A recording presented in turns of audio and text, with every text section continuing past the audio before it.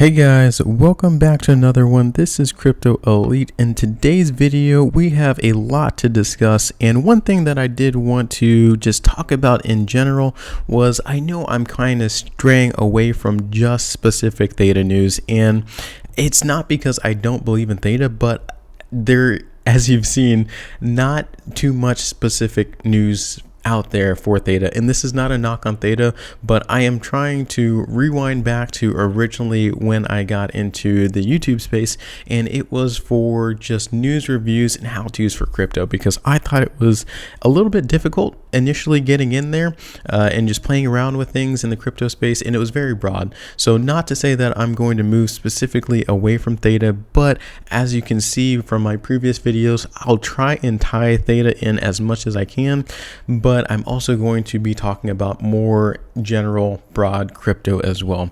So I still will talk about Theta, don't get me wrong, but I did want to at least announce and talk about that as well. So it's not something that I just am 100% against Theta, because this news story actually has Theta in there as well. One thing that we are going to specifically talk about is Binance, and there was a mention of Binance from the leadership team of Theta, and I kind of wanted to talk about that and just elaborate on what was stated there. And part of that is Binance, because as we know, Binance was and is the kind of knight in shining armor from the most recent FTX fallout, because Binance was going to go in, swoop in, save the day from FTX. Ultimately, they decided not to because of the balance, and they saw what FTX was doing behind the scenes, and it was not good. So Binance did back out of that deal, but right now they appear to be one of the industry leaders. So we are going to talk about that and specifically how it ties into Theta. And guys, if you do like this content, please like and subscribe to the channel. But let's fast forward to it.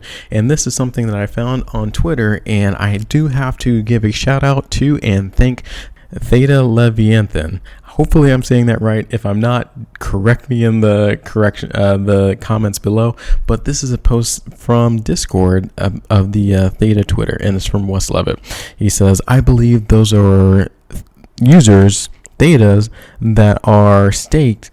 It must be with such a large amount. They keep smaller amounts in hot wallets for withdrawals, and if they ever had too many withdrawals, they would probably do a partial unstake. Despite the current panic over exchanges halting withdrawals on all tokens, panic with it is justified. Remember, all the time exchanges freeze withdrawals on individuals' tokens for quote-unquote maintenance, which usually means they just need a day or two to move things around or unstake. And especially for Theta, it takes approximately 2 days as soon as you click the unstake button for that Theta to officially unstake, and you can use it. So what Wes Levitt is saying here is sometimes Binance, yes, even though they're the knight in shining armor, I think what they are doing is taking all of users' funds, users' Theta tokens and coins, and staking them.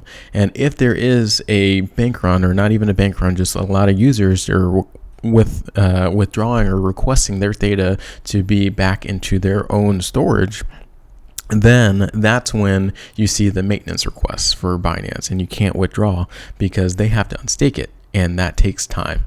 So that is one of the things I wanted to talk about. So even though Binance has been spot on recently, and they've been that knight in shining armor, not everything that they do is up to industry standard. Like, if you want your coins back, you should be able to get your coins back ASAP. You shouldn't have to wait 24, 48 hours for them to unstake your coins just for you to get it back. And it is a hypothesis. Nothing is 100% true, but I think that is a very good justification or hypothesis that is out there right now. So that's one thing I wanted to talk about, and the rest is just the overall crypto sentiment. So even though Binance isn't perfect, we can also see this with crypto.com. The CEO downplays FTX contagion fears, and he'll prove the naysayers wrong, which is very interesting that he'll say, is saying that in the future he's going to prove it. If it were true, I think he would be able to come out with a statement right now saying this is our balance sheet. So that is one thing that is happening across the board. And even though Binance is not perfect, they are a little bit better than what Crypto.com and a couple other exchanges are doing right now. So we can see this across the board. This is another post from Altcoin Daily. They're also saying more or less the same thing. Is this okay? Is Crypto.com safe? So that is just some of the things that I wanted to bring up. Just Binance, Crypto.com, and then the rest of the consumer sentiment. Even though we think we may be okay, there's still a lot going on in the background, and that's between just the overall market.